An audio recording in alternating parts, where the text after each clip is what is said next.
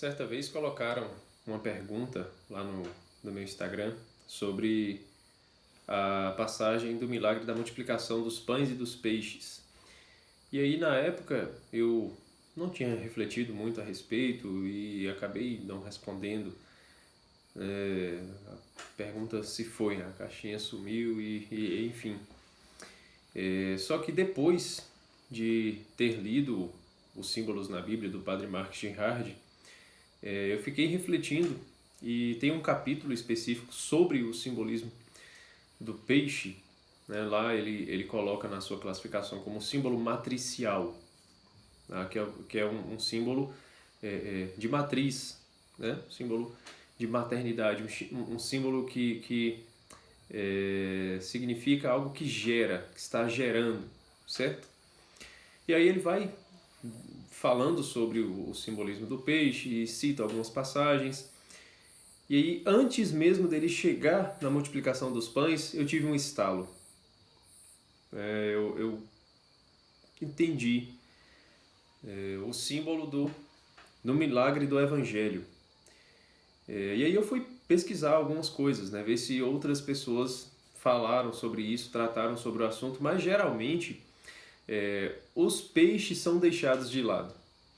Os peixes são deixados de lado. A atenção é toda voltada para os 5 pães, porque o milagre da multiplicação fala da Eucaristia e realmente, né, é evidente que Jesus está sinalizando algo acerca da Eucaristia com aquele milagre, já preparando o povo para o grande discurso do capítulo 6 do Evangelho de São João, né, o discurso do pão da vida. Mas os peixes são deixados de lado. Né? Eu até procurei, né, no texto de Santo Agostinho, que foi um grande simbolista, no comentário dele ao Evangelho de São João, e aí ele não deixa passar em branco, mas também não dá muita atenção. Ele só fala que os peixes simbolizam duas figuras importantes do Antigo Testamento, se não me falha a memória, que é o rei e o patriarca, uma coisa assim, ou o rei e o profeta, uma coisa assim. Mas passa desse jeito e aí foca a atenção nos 5 pães. Mas assim, se o Evangelho ele está enfatizando a presença dos 2 peixes, e está enfatizando mesmo, porque esse é um dos poucos relatos que está presente nos 4 evangelhos. E geralmente o Evangelho de João, né, conta algumas coisas um pouco diferentes dos outros 3, né, e até dentro dos evangelhos sinóticos, né, Mateus, Marcos e Lucas, tem algumas passagens que estão em um que não estão nos outros. Né? Por exemplo, a passagem sobre o filho pródigo, lá de Lucas 15, se não me falha a memória aqui, né? É uma coisa muito particular do Evangelho de Lucas. Né? Todos os discursos ligados a essa mesma temática da parábola do filho pródigo são específicos do Evangelho de Lucas. Né? Enfim, né? Mas o milagre da multiplicação dos pães, o primeiro milagre, porque os sinóticos falam de um segundo milagre de multiplicação dos pães, já João não fala do segundo, só fala do primeiro. Então o primeiro está presente nos 4. E nos 4 temos 5 pães e 2 peixes. 5 pães e 2 peixes. Como a Sagrada Escritura ela tem suas camadas de significado e a interpretação anagógica, a interpretação simbólica é de fato a mais profunda, todos os detalhes são importantes. Todos os detalhes são importantes, principalmente um detalhe numérico. Os números na Sagrada Escritura são todos simbólicos, todos eles. Não dá para passar batido em um ou outro, né? Principalmente quando esse está sendo enfatizado. Então, o que pode significar? Vamos lá, a gente pode atribuir esse significado de 5 e 2, que dá 7, aos 7 sacramentos. Né? A gente pode fazer esse paralelo, tá? E como sobram 12 cestos ao final, né, com as sobras ali, esse 12 é símbolo da igreja, né, os 12 apóstolos. Tá? Então por que 5 sacramentos? Né? Quais seriam esses 5 sacramentos? Os 7, né? 5 pães e 2 peixes. Os 5 pães são os sacramentos que servem de alimento, que são uma espécie de serviço. A Eucaristia é óbvio, né? É mais que óbvio a Eucaristia estar presente aí. Mas confissão, São dos Enfermos, matrimônio e ordem também, né, completam aí esses 5 pães. Porque confissão e São dos Enfermos são os sacramentos o serviço que o sacerdote faz para curar, né? Matrimônio e ordem são os próprios sacramentos de serviço, né? E os pães estão ligados a esse servir, né? Porque a pessoa tem que preparar o pão, tem que amassar, tem que pôr para assar e depois servir o pão, entregar para as pessoas. Os 2 peixes também precisam de um preparo, só que os peixes eles são animais tirados das águas. E esses peixes, né, eles podem simbolizar os 2 sacramentos ligados à água, os 2 sacramentos matriciais, os 2 sacramentos que imprimem caráter, que são o batismo e a confirmação. Certo? A gente pode dizer isso. Sim, mas ainda é pouco. Ainda é pouco. Isso ainda não satisfaz uma interpretação simbólica do texto. Pelo menos não me satisfaz. E aí então, vamos mergulhar em águas um pouco mais profundas para a gente tentar encontrar esses 2 peixes do Evangelho. O que poderiam significar os 2 peixes? Jesus está multiplicando os pães porque ele quer dar alimento àquele povo. Ele quer alimentar aquele povo, quer saciar aquele povo que tem fome, que foi atrás de Jesus, né? Mas ele também multiplicou os peixes. Os peixes aqui não são somente para saciar a fome. Vamos lá, vamos pegar os pães primeiro. Por que 5? 5 é símbolo do homem. O 5 é o símbolo do homem, é o 2 mais 3. É o símbolo da dualidade somado com o da relação, que dá o número 5. Então, 5 pães é de fato o sentido de sustento, de alimento. É uma relação que entre Deus, Jesus Cristo e a multidão e o ser humano, certo? Mas uma relação de onde, quando esse Deus se doa, esse Deus está se dando, esse Deus está servindo, está sustentando o povo, está alimentando o povo, certo? Então esse é o sentido dos pães, dos 5 pães. Agora, 2 peixes. 2 é símbolo de dualidade, seja uma dualidade de oposição, seja de complemento. Então tudo que é 2 ou se completa ou está oposto um ao outro, como o dia e a noite. São opostos que ao mesmo tempo se complementam. O homem e a mulher têm um aspecto que é extremamente oposto entre o homem e a mulher e tem um aspecto onde eles se complementam. Tá? Então são 2 peixes. Então são 2 símbolos diferentes, não dá para dizer que são o mesmo peixe, tá? Mas eles se completam. Eles se completam.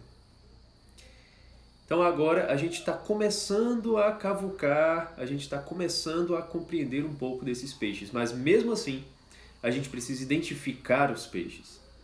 Quais são esses 2 peixes? Quais são os peixes?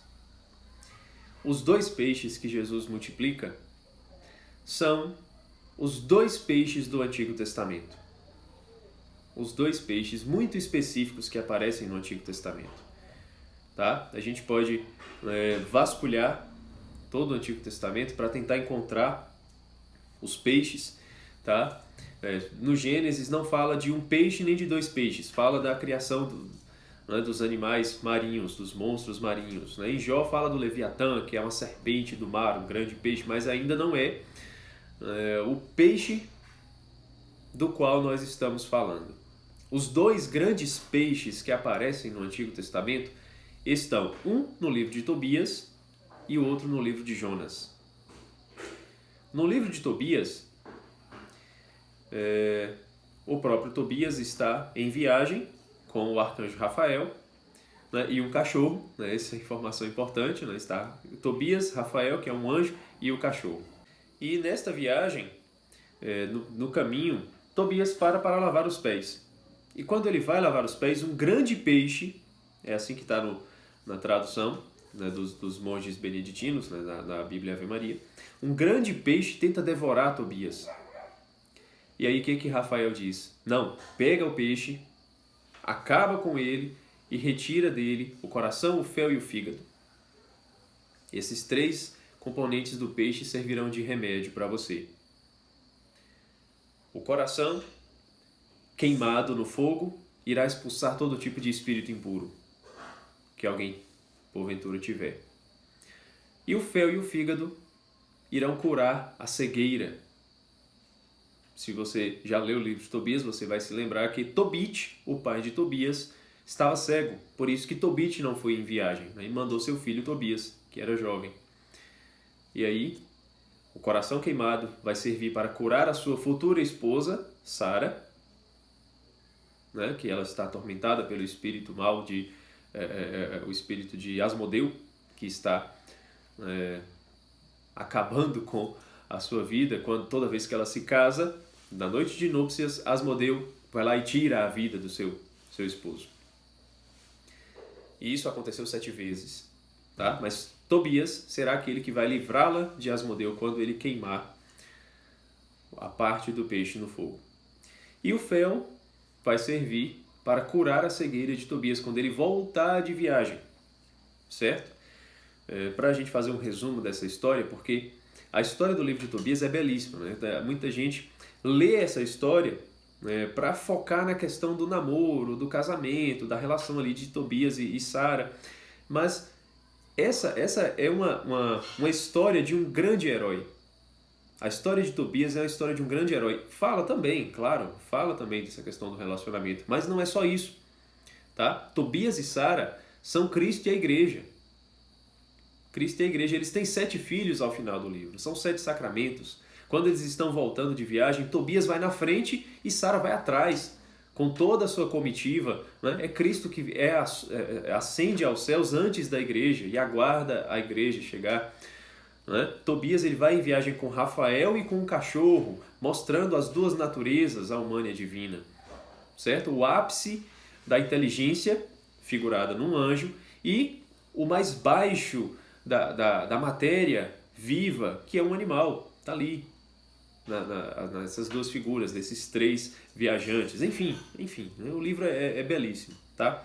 Mas resumindo a história do livro de Tobias, o peixe é para curar. Ele realiza 2 curas.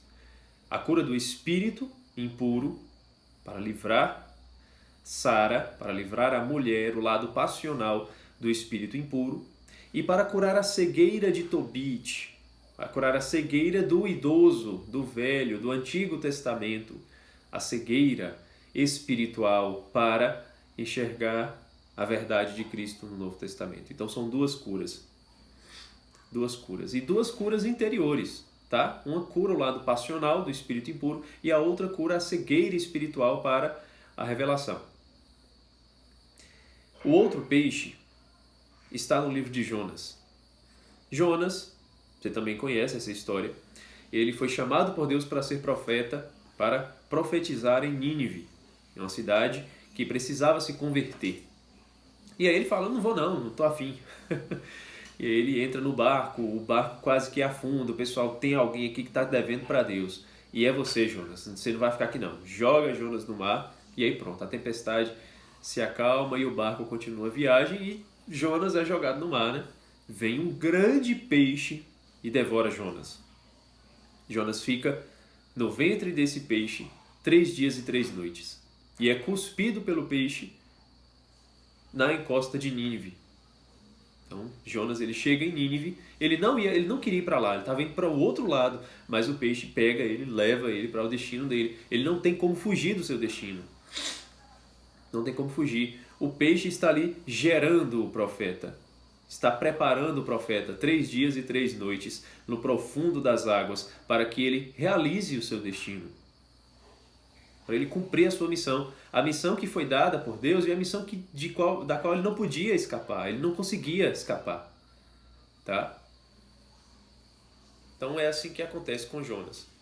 E aí ele vai, profetiza, todo mundo se converte, se veste de saco, se cobre de cinzas, faz penitência e aí pronto. A cidade de Nínive se converteu. Jesus Cristo ele sinaliza essa questão de Jonas quando ele fala, né, que nenhum sinal será dado a não ser o sinal do profeta Jonas. Assim como Jonas ficou 3 dias e 3 noites no ventre da baleia, no Evangelho a tradução está baleia, mas no livro de Jonas está grande peixe. Tá? Isso aqui é muito importante, é grande peixe que está no livro de Jonas. Aí ele diz que o Filho do Homem ficará 3 dias e 3 noites no seio da terra. Beleza, esse é o aspecto de Jonas que compete ao Filho do Homem, tá? É uma interpretação do livro de Jonas na pessoa de Jesus Cristo. Mas quando Jesus multiplica os 2 peixes para a multidão faminta, para o seu povo, para os cristãos, ele está distribuindo para todos nós esses 2 peixes. Ele quer que nós possamos nos alimentar desses 2 peixes, do peixe de Tobias e do peixe de Jonas. O que esses 2 peixes querem dizer para nós, cristãos, para nós, multidão faminta, para nós o que Cristo quer que a gente receba desses 2 peixes multiplicados? Cristo quer que nós sejamos curados com esse peixe, com um dos peixes, né?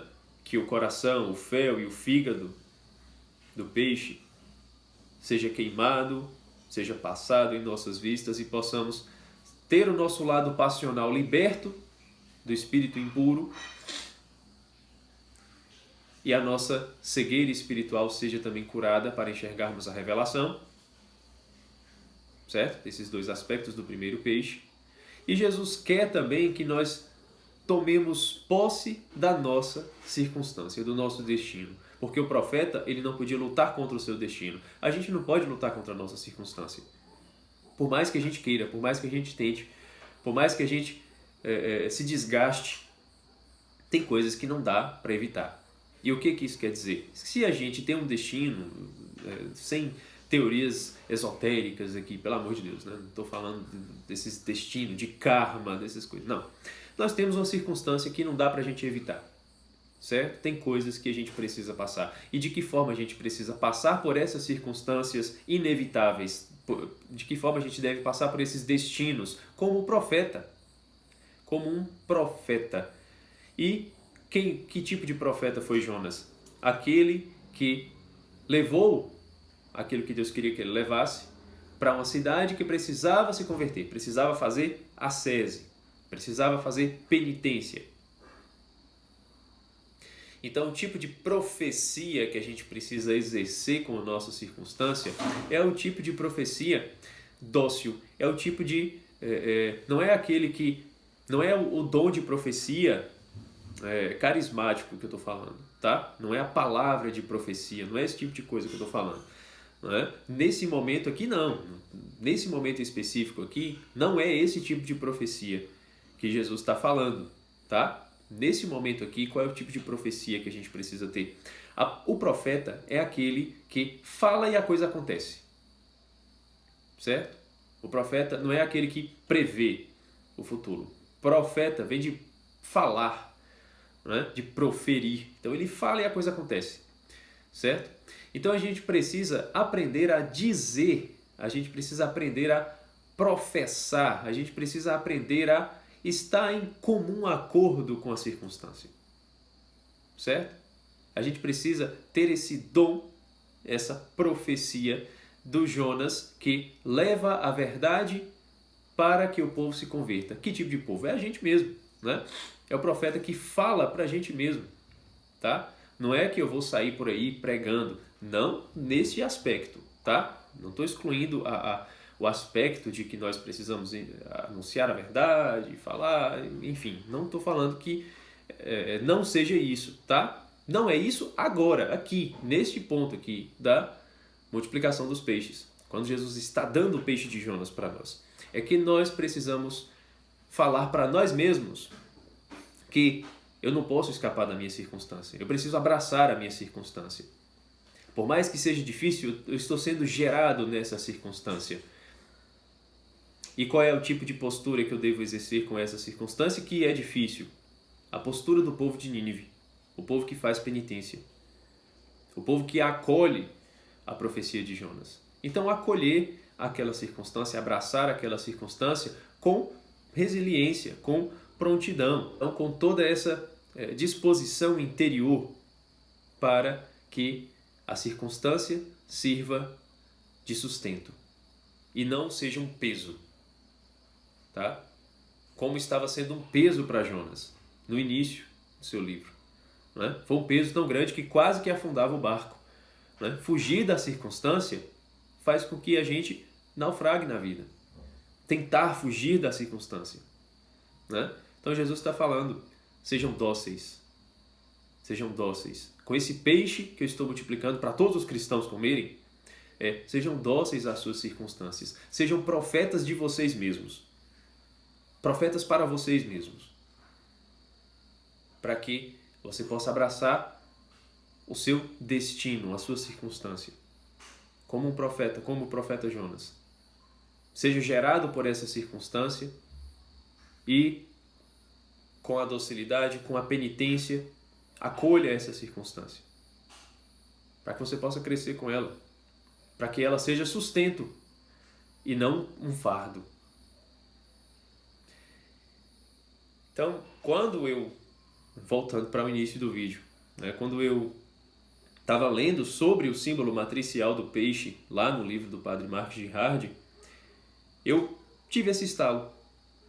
Eu falei, não, os dois peixes do Evangelho são os dois peixes do Antigo Testamento. Porque não tem outro peixe no Antigo Testamento, a não ser esses.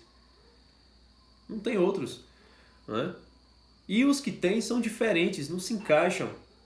Né? Deus criou a multidão dos animais aquáticos. Beleza, uma coisa muito genérica. Tá? O Leviatã do livro de Jó não parece ser um peixe. Tá? É uma serpente marinha. E mesmo assim, o discurso que Deus faz no livro de Jó, que isso aqui também é assunto para um outro momento, né? O discurso que Deus faz no livro de Jó para falar do Leviatã faz com que a gente compreenda que não dá para a gente se alimentar do Leviatã, nunca, não dá. O Leviatã é um inimigo invencível, imbatível, não dá para a gente, né, sequer tentar combatê-lo, né? É Cristo que governa tudo. Né? É Cristo que pode se alimentar do Leviatã, mas ele não vai multiplicar, né, esse tipo de peixe para a gente se alimentar, não. Só peixe mesmo. Por mais que seja grande, né, que no seu ventre dê para conter um profeta, né, um profeta inteiro lá, né, mas é desse peixe que a gente precisa se alimentar. Desses dois peixes. Tá certo? Então era isso. Com esse vídeo eu estou aqui continuando a programação do meu canal, porque eu não vou ficar só fazendo os vídeos do Homem Eterno e as reflexões de domingo, né? Tem que ter a programação normal do canal, porque as reflexões sobre o Homem Eterno não vão acabar por agora, né? Quem está acompanhando aí já percebeu que eu vou fazer um vídeo para cada capítulo, então vai demorar um pouquinho para a gente acabar. Então eu vou ver se eu consigo, né, manter essa rotina aqui para ter também o vídeo semanal, que era a proposta inicial do canal, manter aqui esses vídeos semanais, né, com temas variados, tá? Como este, né, que é uma interpretação simbólica de um texto da Sagrada Escritura, diferente das reflexões de domingo, porque as reflexões de domingo, né, são voltadas mais para um lado espiritual, para a gente meditar, para a gente rezar melhor no domingo, né, com aquela liturgia, enfim. Né? E essas reflexões não, tem um caráter mais formativo, tá? Para a gente compreender melhor a Sagrada Escritura e compreender melhor a forma de ler a Sagrada Escritura.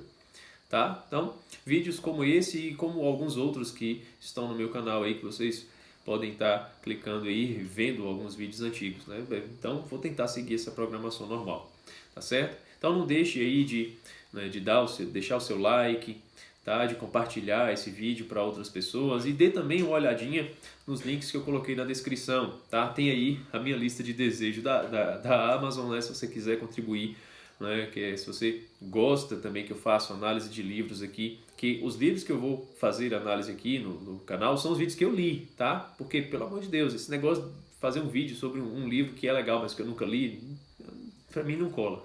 Tá? Então os livros que eu li, que eu gostei e que eu vou comentar se eu quiser, tá? Então tá aí minha lista de desejos, né? Se vocês gostarem desses vídeos, né? Se vocês estão gostando, se vocês querem ver algum vídeo sobre um desses livros que estão aí, então me ajudem aí também, tá? Comprando esses livros. Tem aí também o link do meu Instagram para você me acompanhar mais de perto, tá?